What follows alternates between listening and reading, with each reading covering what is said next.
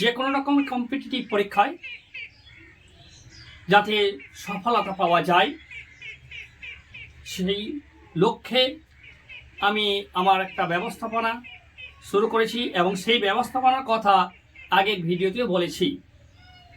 যে কোনো রকম প্রতিযোগিতামূলক পরীক্ষায় বেশিরভাগই ছাত্রছাত্রীদের ভীতি বা দুর্বলতা একটা বিষয়ের প্রতি, সে বিষয়টা হলো ম্যাথ তথা গণিত। গণিতের প্রতি জড়তা দুর্বলতা কাটিয়ে উঠতে না পারলে সফলতা পাওয়া যাবে না। তাই গণিত যাতে সহজে উপলব্ধি করে খুব সহজেই গণিত কষা যায়, তার জন্য গণিতের একবার গোড়া পত্তন, একেবারে গোড়া থেকে আমি আমার ক্লাসগুলো শুরু করেছি। গণিত করতে হলে প্রথমেই আমাদেরকে চিনতে হবে কোন বিষয়টা, সেটা হলো কি সংখ্যা তথা নাম্বার বা সংখ্যা চিনলেই তবে কখনো গণিত বা অঙ্ক ঠিক মতো করা যাবে। আর সেই নাম্বার বা গণিত চিনার খুব সহজ সরল উপায় আমি আরম্ভ করছি এবং আগের ভিডিওতে বাস্তব নাম্বারের দুটো ভাগ, মূলদ সংখ্যা এবং অমূলদ সংখ্যা দেখিয়েছিলাম এবং মূলদ সংখ্যা বিষয়টা আলোচনা করেছি। আজকে আমরা এখানে দেখে নেব অমূলদ সংখ্যা কিভাবে সহজে চেনা যায় এবং কিভাবে অমূলদ সংখ্যা আমরা নির্ণয় করতে পারবো। তাহলে আসা যাক সংখ্যা। তাহলে দুটো ভাগ দেখেছিলাম, কি একটা ছিল মূলদ আর একটা ছিল অমূলদ। ঠিক আছে, সংখ্যা থেকে আমরা সহজেই বলতে পারি যে সে সংখ্যাকে পি বাই কিউ আকারে প্রকাশ করা যায় না। পি এবং কিউ পূর্ণ সংখ্যা, কিউ নট ইকুয়াল টু 0, এটাই হলো অমূলদ সংখ্যা। ঠিক মূলদ সংখ্যার সঙ্গে অমূলদ সংখ্যার পার্থক্য একটি, সেটা হলো মূলদ সংখ্যাকে পি বাই কিউ আকারে প্রকাশ করা যায় আর অমূলদ সংখ্যাকে পি বাই কিউ আকারে প্রকাশ করা যায় না।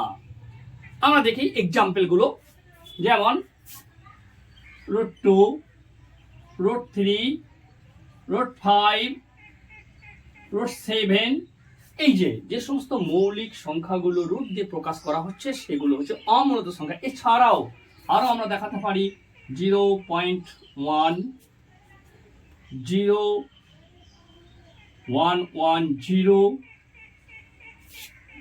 1.110, এইভাবে চলেই যাবে অর্থাৎ ভাগ প্রায় শেষ হবে না।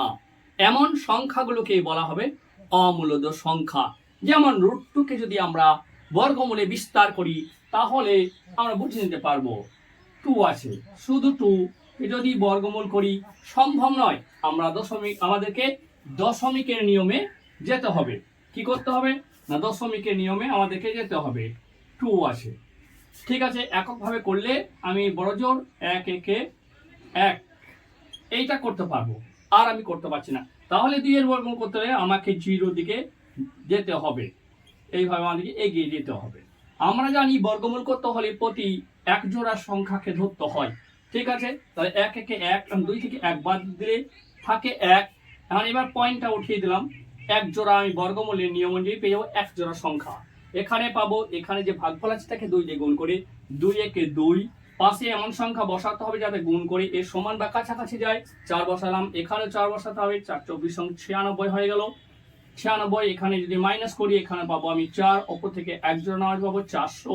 আবার সেই একই নিয়ম, একে 2 দিয়ে গুণ করলে হয়ে যাবে 28। ঠিক আছে, এখানে আবার পাশে আমি যে সংখ্যা বসাবো সেই সংখ্যা দিয়ে গুণ করে এর সমান কিংবা কাছাকাছি 1 ছাড়া অন্য কোনো সংখ্যা বসানো যাবে না। অতএব 1 বসালাম, 1 281। এখানে বিয়োগ করে এইভাবে বিয়োগ করে আর এইভাবে পরপর জোড়া জোড়া সংখ্যা নামিয়ে আমাকে বর্গমূলটা কমপ্লিট করতে হবে। সেক্ষেত্রে দেখা যাবে রুট দিয়ে বর্গমূল হয়েই চলেছে। এই যে সংখ্যাগুলো, এই যে আরেকটা সংখ্যা দেখেছি 1011, 0111, এইভাবে চলেই যাচ্ছে। এই ধরনের সংখ্যাগুলোকে আমাদের বলা হয় অমূলদ সংখ্যা। তাহলে আগের দিন আমরা মূলদ সংখ্যা জেনেছি, আজকে আমরা অমূলদ সংখ্যা জেনে গেলাম খুব সহজেই।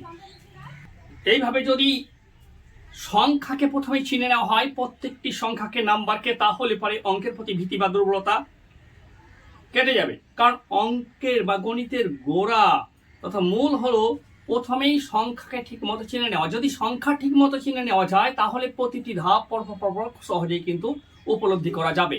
এ পর্যন্ত বাস্তব সংখ্যা থেকে মূলদ সংখ্যা এবং অমূলদ সংখ্যা উভয়ই খুব সুন্দরভাবে, খুব সহজ সরলভাবেই কিন্তু ব্যাখ্যা করা হয়েছে। আশা করি সবারই মধ্যে এই বিষয়টা উপলব্ধি হয়ে গেছে।